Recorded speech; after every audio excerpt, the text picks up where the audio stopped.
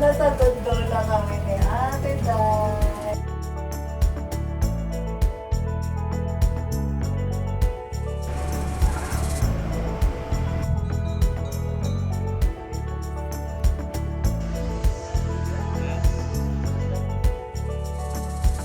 So we are here in the Sky Ranch Tagaytay City. At the moment, the weather is not the best.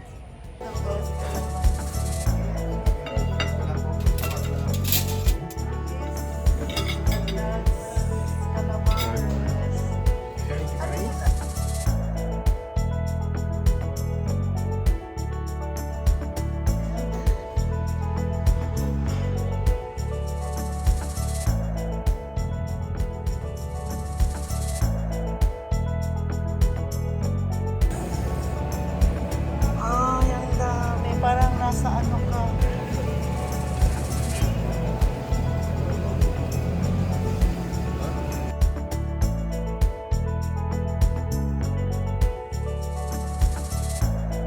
So now we are here in Vermosa.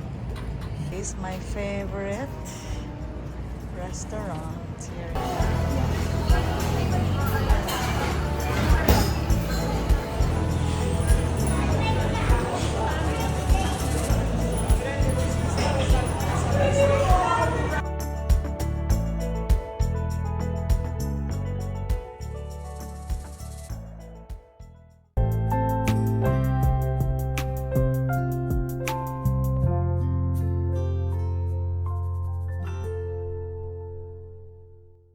Hi everyone, and welcome back to our Philippine holiday series.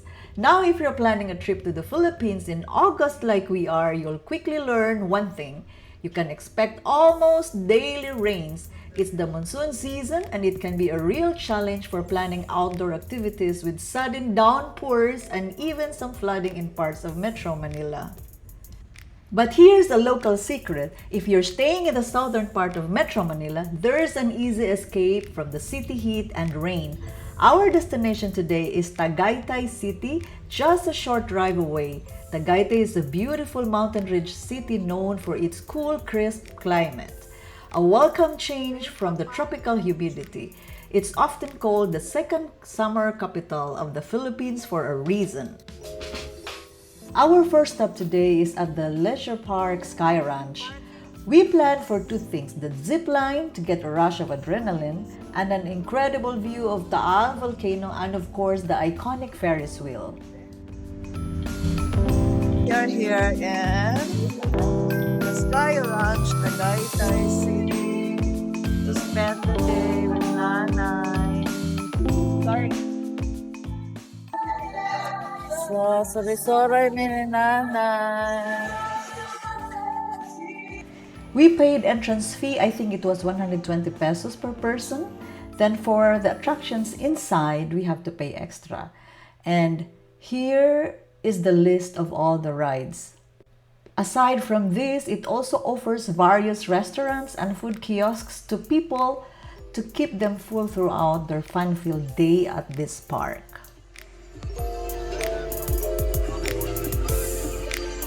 Yeah.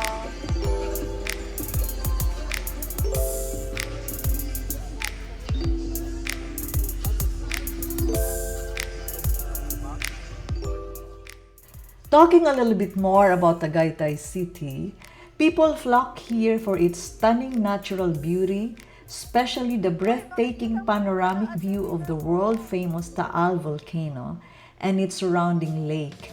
Beyond the views, Tagaytay offers a fantastic mix of relaxing and fun activities. There are top tourist spots like Picnic Grove and People's Park in the Sky, plenty of cozy cafes and restaurants, and of course, this vibrant leisure park. It's the perfect blend of natural beauty, outdoor fun, and delicious food. Tapos,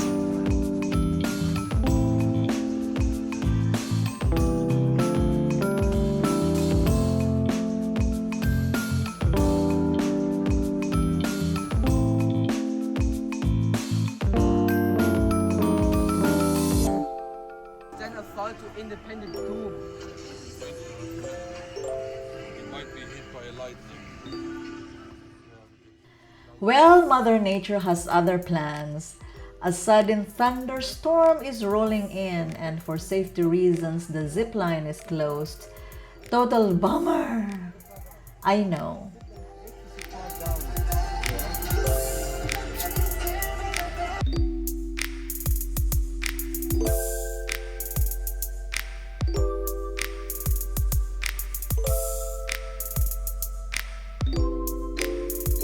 Maghintay muna tayo pag nag-clear ang sky para sa zipline. But hey, we're not letting a little rain stop us. The Ferris wheel is still running and we decide to get on. Let's go for a Ferris wheel ride. So for this, we paid 200 pesos per person.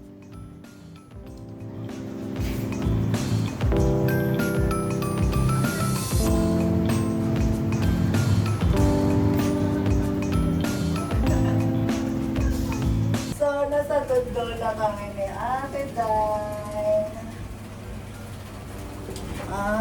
Gaganon ko na lang. So, anong makikita natin? Ito, ate, dito maganda yung Medyo dress. this one. Ito, parang malinaw.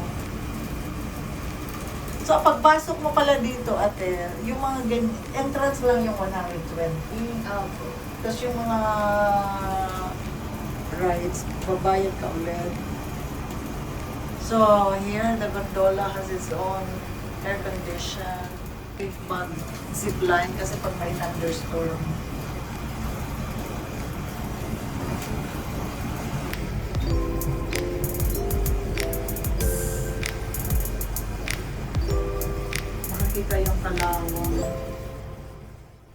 As we are going up, the clouds completely envelope us. Instead of a clear view of the volcano, we get to ride through the fog. Look at this. It feels like we are floating in the clouds. Well, it isn't the view we are expecting, but it's absolutely magical and a different kind of experience altogether.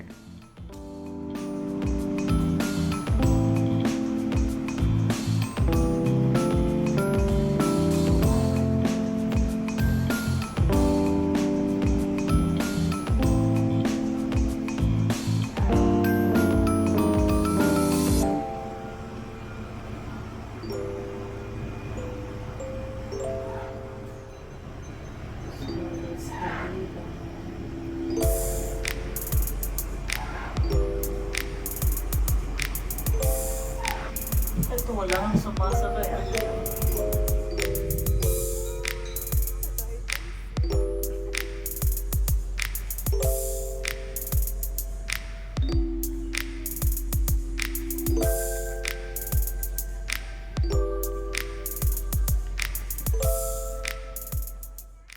There is nothing to see at this moment.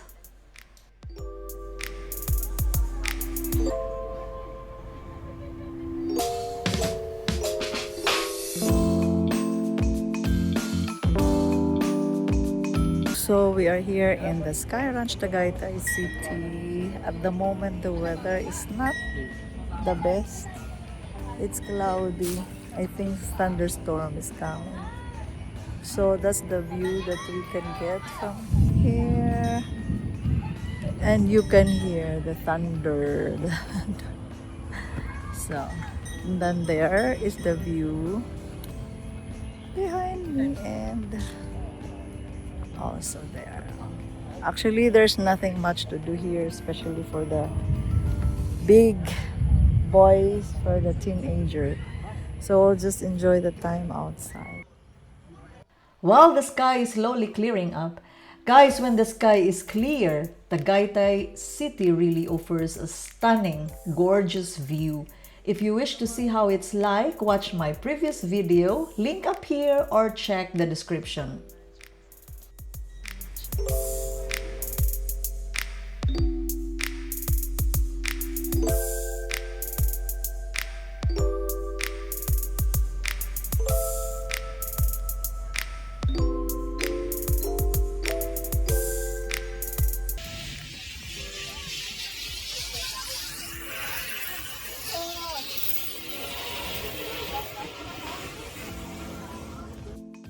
The Zipline is now open, but my son doesn't want to go anymore. So there's no reason to stay here longer. So we're gonna go out to have some lunch. Bulalo ta dong kay. Ada ng bulalo kay. Way kontra. There. The Zipline. Asa mo tong Zipline?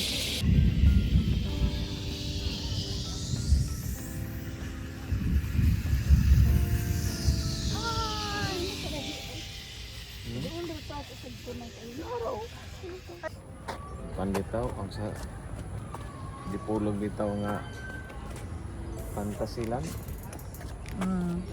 Laro siya nga, fantasy din. Ano ba ito? Gagaag na ka. Ano man? 1,000 ang kuwan? Grabe. Ang entrance? Oo. Pero, Ano pa na to siya? Pero Inclusive inclusive na. inclusive na.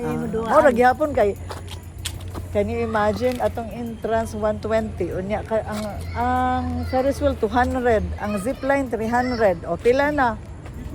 O dili patanan.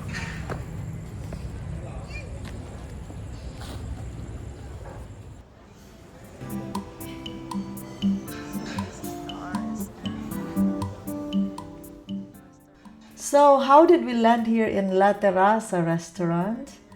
Well, we were actually looking forward for a Bulalo dish, being Tagaytay's specialty.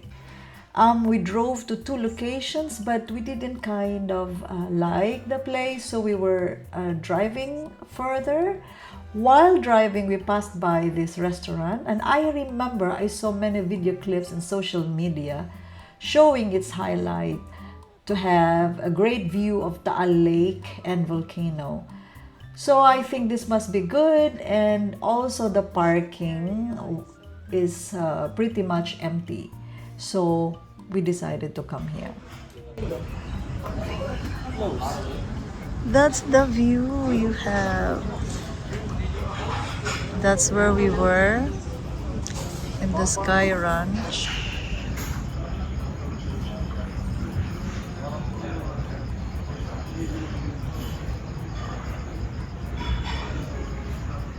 So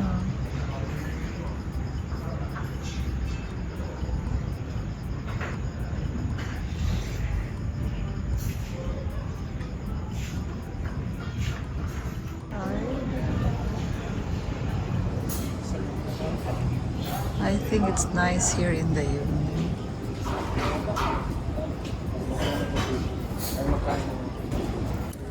So guys, this is the RSM La Terrazza Restaurant here in Tagaytay. I think this is a newly renovated restaurant. I was here a long time ago, and the system is they have 2 floors. Above is for the buffet area, and below is for a la carte. And they have this courtyard here, and this is the view you have from the restaurant. So we decided to have an a la carte, and we're staying down. So at the moment we're waiting for our food to be served, and this is the view you have there. Oh my God, that's a lot! Ala, ang dami pala! Oh my God! We can help her, but that's a lot of food. That's the best calamansi. We have our bulalo. And this is the tawilis, and that's calamares. Ano yun, ate? Is that the dinuguan? Dinuguan. Okay, so that's where we are now.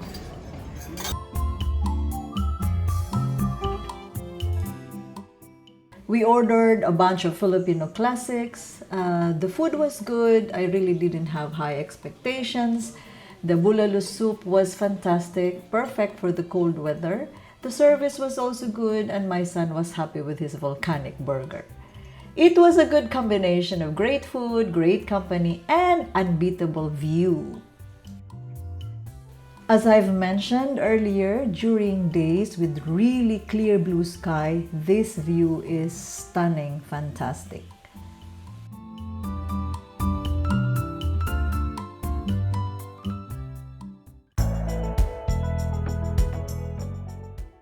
After our lunch, we made a quick but essential stop here at Santis Delicatessen in Silang.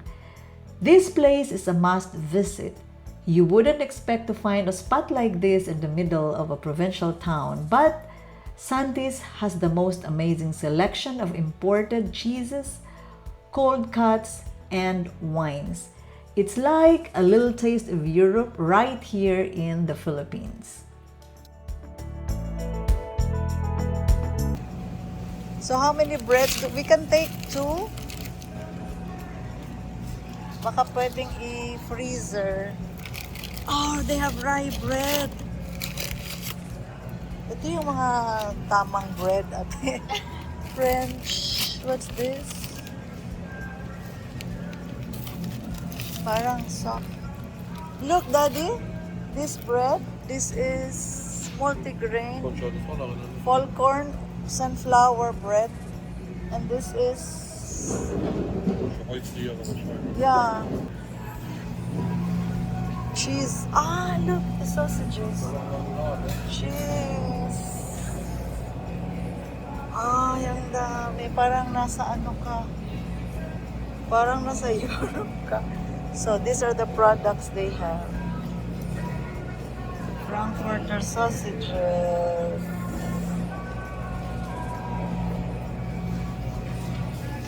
Ah, they also have meat.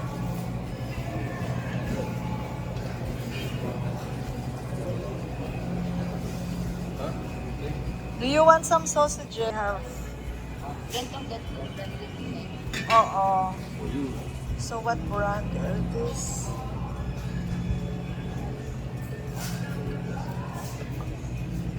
Teka, kailangan kong maglagay. So these are the jams they have. Eric, aprikose o the erdbeeren?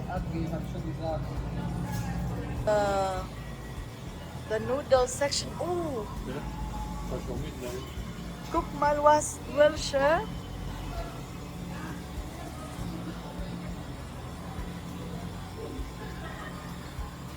Linsen.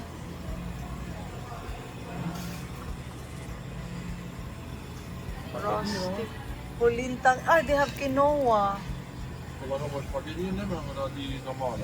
The penne. Which one?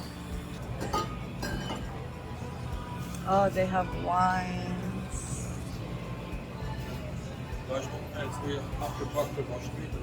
Yeah. This is from Argentina.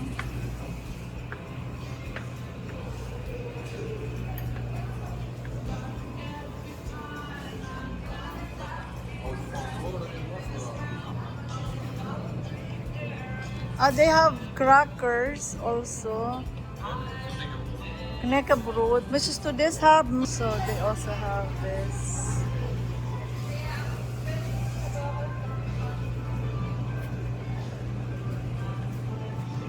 They have rib steak.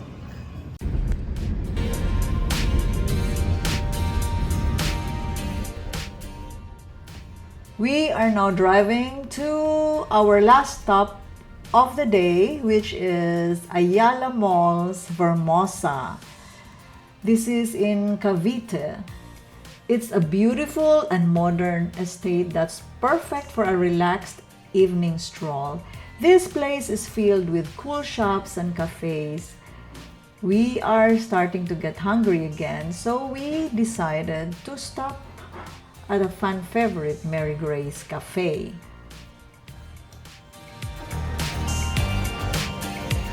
So now we are here in Vermosa shopping area. This is in Cavite. This is a new shopping complex in the middle of all those luxurious subdivisions. We passed by those villas.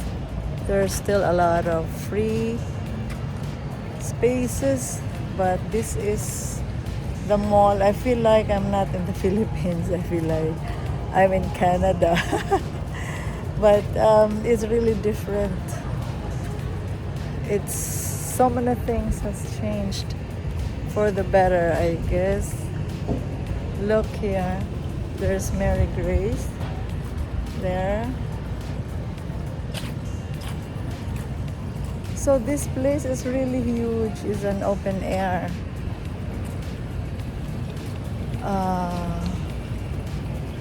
Park, or I don't know. It's a mix. The area is mixed of shops, stores, and restaurants. It's so nice to come here and enjoy the open space.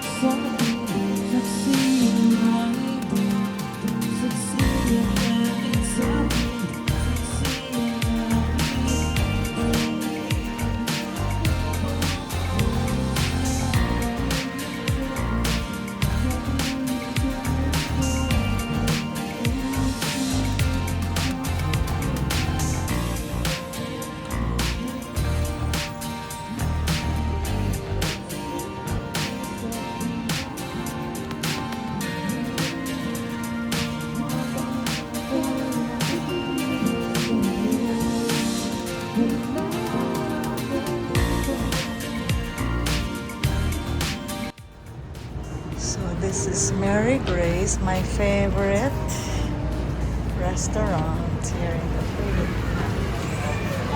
And there is Nana.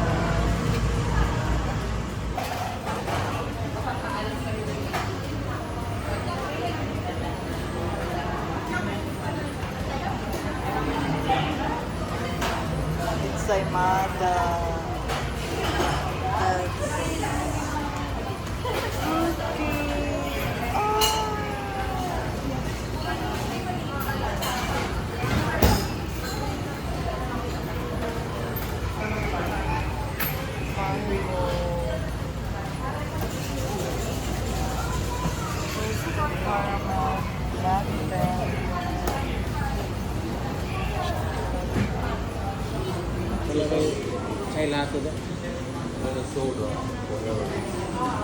Nasa lang hot chocolate. Hot chocolate dong.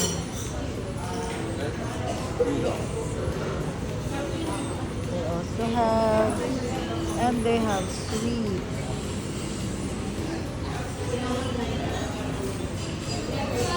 They have cake.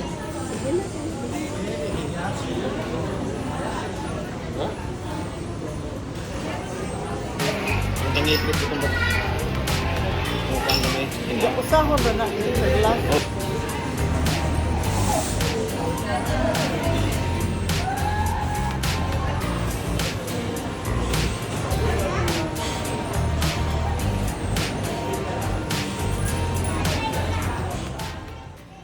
So we ordered some classic Filipino snacks, the iconic ensaymada with chocolate tablilla, and some delicious fruit shakes. The ensaymada here is really something special. It's super fluffy and covered in grated cheese. The place is just the perfect spot to unwind, and we sat there, the sun went down, and the entire place just lit up. Thanks so much for coming along with us.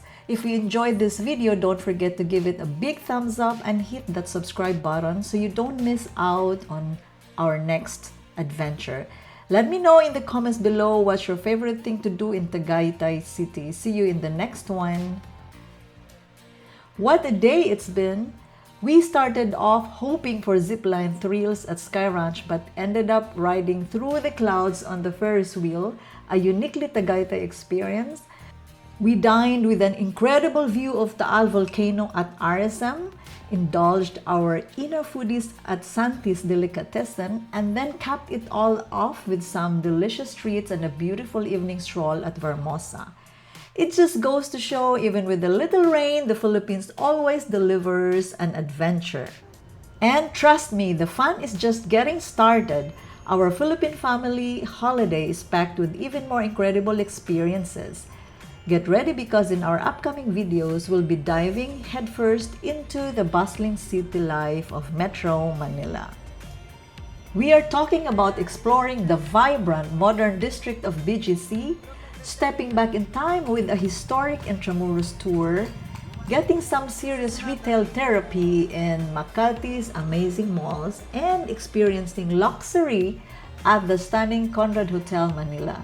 And for those craving sun and sand, we've got a relaxing escapade to the beautiful beaches of Batangas coming your way.